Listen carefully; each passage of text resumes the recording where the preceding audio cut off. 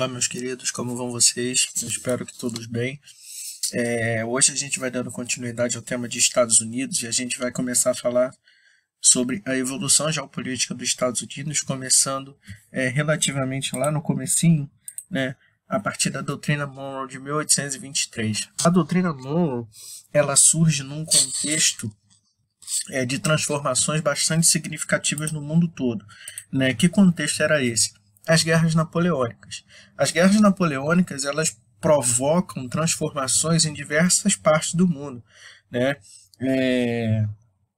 Seja em colônias, seja em países independentes e tudo mais. Aqui no Brasil, por exemplo, a coroa portuguesa veio para cá justamente por conta das invasões napoleônicas, né? Então, assim como as guerras napoleônicas causavam muitas modificações, a própria derrota de Napoleão também causou muitas modificações.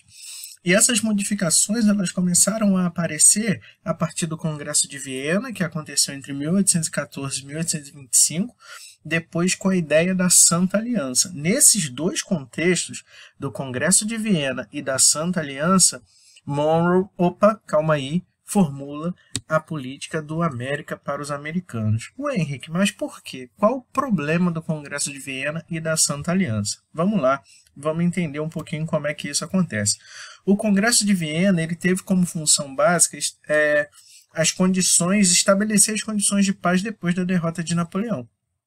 E nesse contexto vem a Santa Aliança, que queria restaurar ou garantir a permanência das monarquias.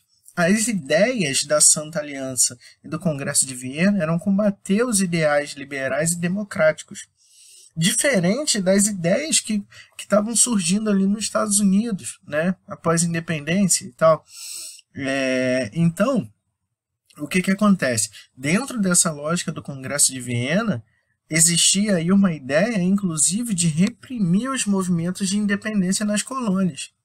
Enquanto isso, os Estados Unidos estava visando o quê? Ampliar sua influência no continente americano como um todo. Daí surge a doutrina Monroe, de América para os americanos. Então isso foi uma resposta direta ao Congresso de Viena e à Santa Aliança.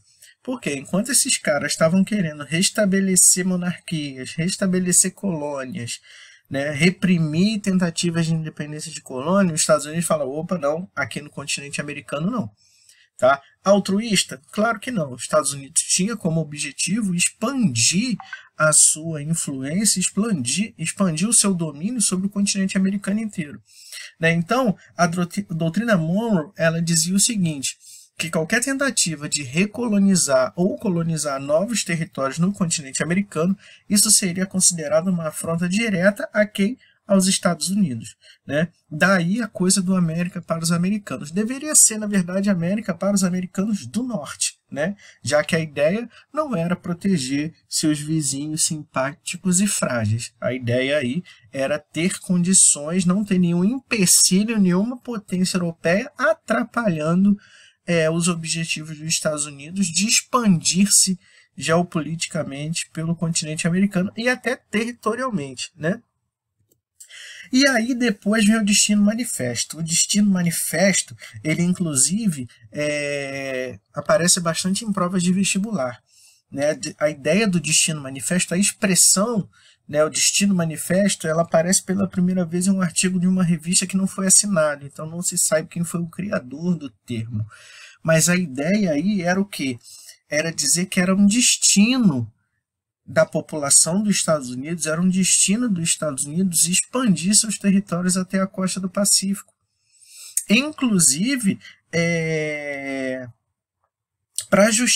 isso foi utilizado para justificar a tomada de territórios do México, por exemplo. Né?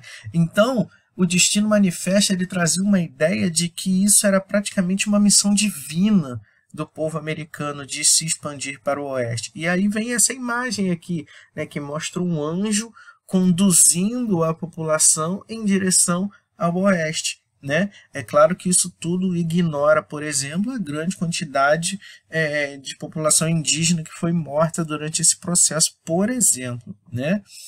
Mas daí vem essa ideia, né, de uma missão divina de expansão do território até a costa do Pacífico, né? Coisa bonita, chega a emocionar, de tão bonito que é, gente. Outra política, outra fase, né, da geopolítica estadunidense, vem a política do Big Stick, a política do grande porrete. Ela estava direcionada basicamente aos países ali da América Central, né, aos países do Caribe, propriamente ditos. Então, Roosevelt tinha uma frase, né, que dizia: fale mansinho, mas carregue um grande porrete, um porrete grande. Né? Isso era um recado direto a esses países ali caribenhos do tipo: fica quietinho aí, senão a porrada vai estancar. Faça o que eu digo, faça o que eu mando, obedeça de maneira pacífica, de maneira passiva, né? E vai ficar tudo bem para vocês. A ideia era basicamente essa. Então, essa coisa do América para os americanos do norte começa a aparecer muito mais forte nessa época, né? Tanto que os Estados Unidos promoveu intervenções militares aí nessa região da América Central em diferentes momentos, com diferentes interesses, inclusive. Né? Aqui tem alguns casos dessas intervenções. Então, por exemplo, em 1903, os Estados Unidos financia a secessão entre o Panamá e a Colômbia. Por quê? Onde hoje é o Panamá, antigamente pertencia à Colômbia. Né? E aí os Estados Unidos já tinham aquele interesse da construção do Canal do Panamá, só que a Colômbia não aceitou os termos do acordo, que era uma grana ridícula e a perda da soberania sobre o território. Era só essa a proposta. Excelente. Como a Colômbia não aceitou, o governo dos Estados Unidos começou ali a plantar uma sementinha do mal ali no Panamá, do tipo: pô, o governo colombiano não tá nem aí para vocês e tal, a gente quer fazer uma parada aqui que vai ser maneiraça, os caras não querem deixar, e xingou a mãe e tal, e daí acabou eclodindo no processo de separação do Panamá, que, como forma até de gratidão por essa ajuda enorme dos Estados Unidos, concedeu a esse país o direito de construir e de controlar o Canal do Panamá, que ficou sob posse e controle direto total dos Estados Unidos por muitos anos, né? Então teve aí situações na República Dominicana, situação em Cuba, né? Em Cuba houve uma participação militar direta dos Estados Unidos no processo de independência, já que a Espanha não aceitava, né, a independência cubana.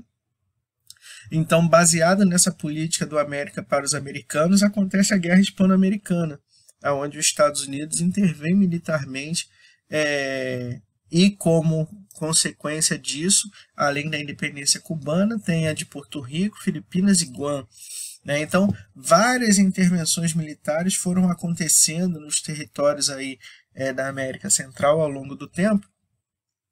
Eu não vou falar especificamente sobre cada um deles, mas cabe uma pesquisa aí, porque são assuntos interessantes para a gente. Tá? Depois vem a política da boa vizinhança. Por quê? Por conta dessa política do Big Stick, os Estados Unidos ficou com um filme queimadão. Né? A coisa ficou meio feia ali com os vizinhos. Então, entre 1933 e 1945, vem essa coisa da política da boa vizinhança. A ideia era exatamente refazer o filme dos Estados Unidos. Né? Então, os Estados Unidos encerram uma ocupação militar na República Dominicana, faz acordo comercial com Cuba, né, já que isso aí é pós-revolução cubana, né, e surgem os personagens da Disney em homenagem aos vizinhos latino-americanos. Né? Então, por exemplo, surge o Ligeirinho, que é mexicano, né, que é um rato preguiçoso e beberrão e picareta. O Zé Carioca, né, que é brasileiro, que é um papagaio, picareta, malandro, vagabundo, desonesto. Né? Então tem várias homenagens dessa aí em relação aos vizinhos da América Latina, justamente nesse contexto da política da boa vizinhança. Tá? Vem depois da crise de 29 o New Deal, né, que passa aí por uma reconstrução da economia norte-americana, né, essa recuperação após a crise de 29, que vem aí com os preceitos do keynesianismo, né, com o estado de bem-estar social. Então o Estado ele passa a ser provedor de renda, ele passa a ser provedor de emprego, ele passa a ser o garantidor, sei lá se essa palavra existe, né, do bem-estar da população. Então, tem aumento da renda dos trabalhadores, tem uma grande quantidade de obras de infraestrutura que tem como preceitos, além do desenvolvimento econômico, a geração de emprego, né, já que quando há investimento massivo em infraestrutura precisa de gente para trabalhar, né, e o ato de restabelecimento da indústria nacional. Então, o governo dos Estados Unidos passa a investir de maneira bastante massiva na reconstrução do país com esse tipo de política, que é a política de bem-estar social. Então, há um rompimento com o liberalismo, né, que culminou na crise de 29, e entra aí a política de bem-estar social, né, baseada, amparada pelo keynesianismo. A doutrina Truman, que está relacionada aí ao fim da Segunda Guerra Mundial, né, que tem como principal marca aí o Plano Marshall. O Plano Marshall foi um plano de recuperação econômica da Europa, criado pelos Estados Unidos, que teve uma duração básica de 4 anos. Tivemos aquela paradinha básica porque Lucas brotou. Então vamos lá. O Plano Marshall, como eu ia dizendo, ele é o plano de recuperação econômica da Europa, financiado pelos Estados Unidos, e teve uma duração de 4 anos. Né? Além de medidas econômicas, o objetivo principal aí dos Estados Unidos não era também ajudar os amiguinhos, né? Era impedir o avanço da União Soviética, porque a União Soviética já tinha dominado o leste europeu.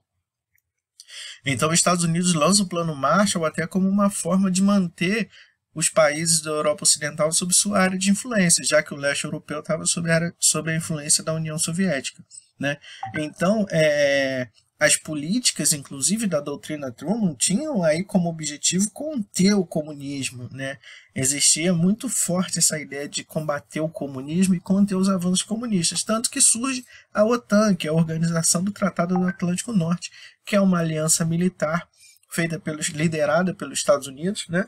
Mas com os países ali banhados pelo Atlântico Norte, que tinha como objetivo ali uma proteção mútua contra possíveis ataques soviéticos. Então, a OTAN, a ideia aí dizia que qualquer país membro da OTAN que fosse atacado por um país soviético, isso seria considerado um ataque a todos eles e a resposta seria coletiva. Tipo, se você bater no meu amigo, a gente vai juntar em você, sabe? Então, essa a lógica da doutrina Truman, ela vem muito nessa questão anticomunismo, né? Para combater aí o avanço do socialismo soviético. O macartismo não deixa por menos também. Surge na década de 50, e aí essa perseguição aos comunistas ela passa a acontecer internamente. E, obviamente, quem vai ser perseguido? Artistas, sindicatos, professores, intelectuais, né? Qualquer semelhança com a realidade atual é mera coincidência. Então, esse período aí do macartismo, ele tem como principal característica o combate aos comunistas do país, tá? Então, inicia-se aí uma perseguição significativa a esses considerados, pelo menos, comunistas, né, dentro do território estadunidense. Mais tarde surge a Aliança para o Progresso, ou a Operação Pan-Americana, que era a OPA, né, no final da década de 1950. A ideia aí da OPA era ter uma relação menos agressiva com os vizinhos do continente americano, já que a questão da dominação ela era muito forte, muito significativa, né? A política do Big Stick deixou isso muito claro. Depois a política da boa vizinhança veio para fazer um carinho, mas era morde e assopra, né?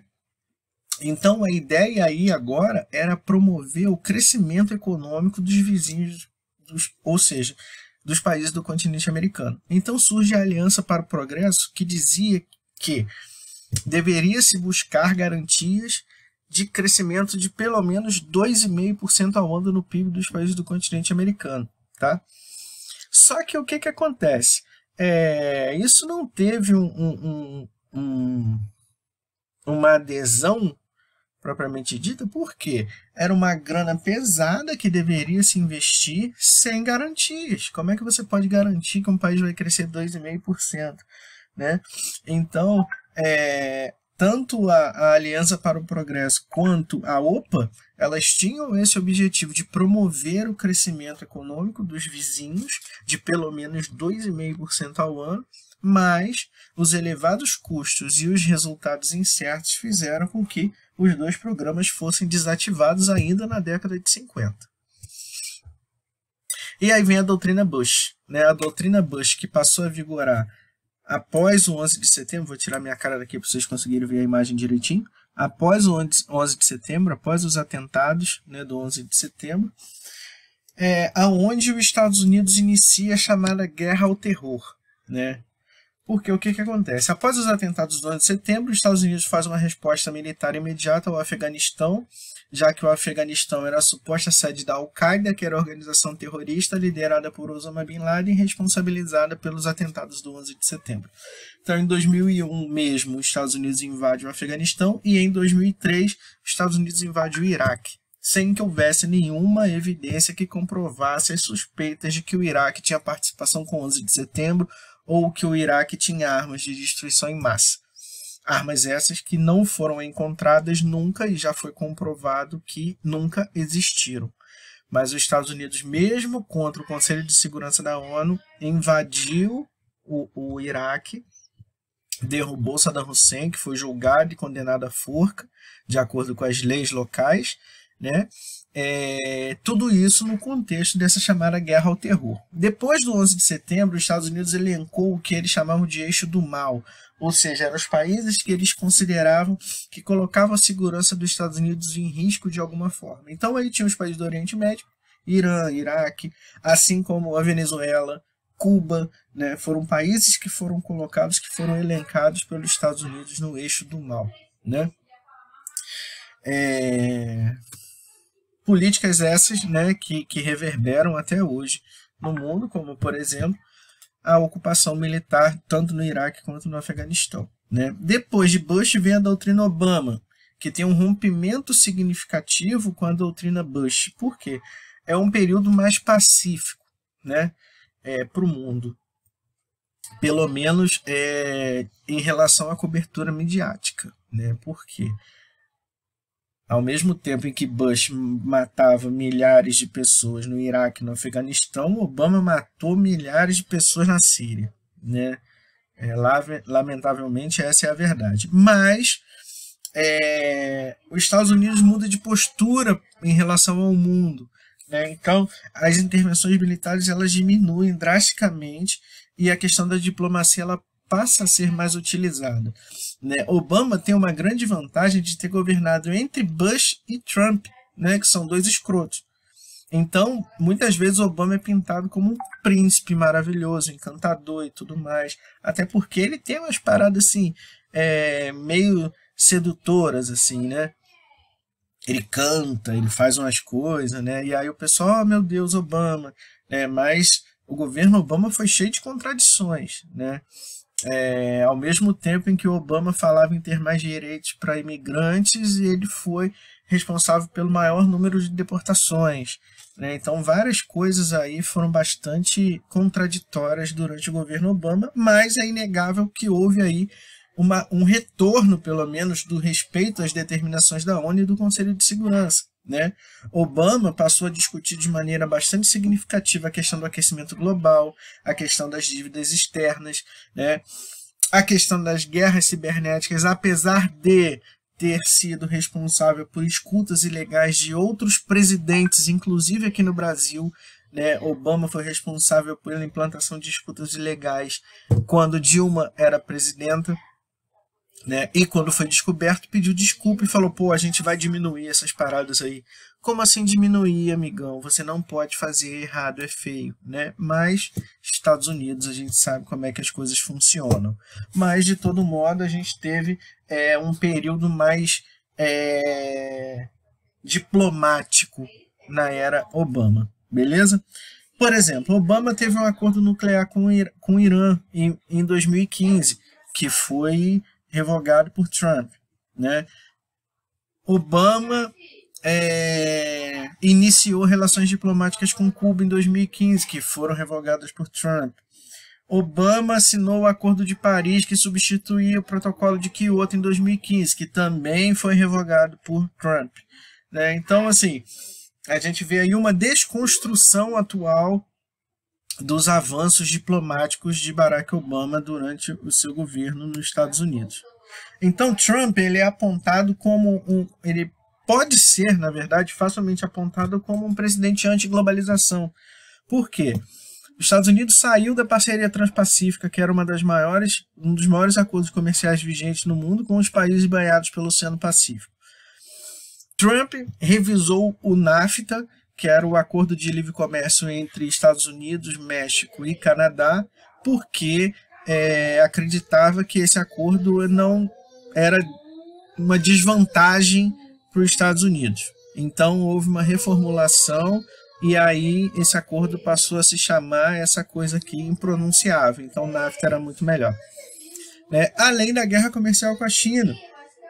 Então, é o que eu costumo dizer sempre para as pessoas, né? As grandes potências estimulam o neoliberalismo para nós, né? O livre comércio para nós, mas as grandes potências como os Estados Unidos têm uma participação do Estado ali, maçante no controle, né, da economia do país, no controle do comércio internacional e tudo mais, né? Além de antiglobalização, ele também pode ser apontado como um anticooperador internacional, por conta da saída do Acordo de Paris, que é o Acordo Climático, por conta do fim do acordo nuclear com o Irã, por conta da tentativa de transferir a embaixada para Jerusalém, de Tel Aviv, que é a capital de Israel, para Jerusalém, né, alegando que Jerusalém é a capital de Israel. Então tudo isso gerou uma série de desconfortos na política internacional, além da questão anti-imigração, com aquela ideia de construir um muro na fronteira. Continua. Então, além da questão da construção do muro da fronteira, Trump passou a criminalizar a imigração ilegal, onde famílias são separadas quando são flagradas no território norte-americano, né? Recentemente aí era assunto frequente nos jornais de crianças que eram retiradas de suas famílias, né? E não se tinha notícia nem da criança nem da família. Então, assim, essa criminalização da imigração ilegal, ela foi feita de maneira extremamente cruel e desumana, né, em relação a esses imigrantes, além da restrição de entradas de muçulmanos no país. Então, o governo Trump, ele é tomado por uma crescente enorme da intolerância, né, já que a coisa do eu primeiro, né, o interesse dos Estados Unidos vem em primeiro lugar, ela se tornou muito mais forte com o governo Trump. Não estou dizendo que ela não existia antes, não estou dizendo que Obama não exercesse também esse papel, mas de maneira mais diplomática, diferente do governo Trump, né, que faz isso de maneira muito mais incisiva, muito mais bruta, por assim dizer, né? Então, inclusive nas relações com o Brasil, né? Primeiro teve aquela questão de prometer ao Brasil de apoiar a entrada do país no clube dos países ricos, que não foi cumprida, sendo que o Brasil deixou de exigir visto para os cidadãos estadunidenses, o que não aconteceu como contrapartida, né, não foi uma coisa bilateral. Recentemente houve declarações da possível proibição de brasileiros, da entrada de brasileiros nos Estados Unidos por conta da crescente do coronavírus. Então, assim, essa coisa da antiglobalização, da anticooperação internacional é muito forte no governo dos Estados Unidos na atualidade, tá? Então, galera, era basicamente isso que eu tinha para falar com vocês hoje. Espero que tenha sido proveitoso, espero que tenha dado para compreender, espero que a gente possa se ver em breve. Grande beijo no coração e até a próxima, se Deus quiser. Valeu, galera!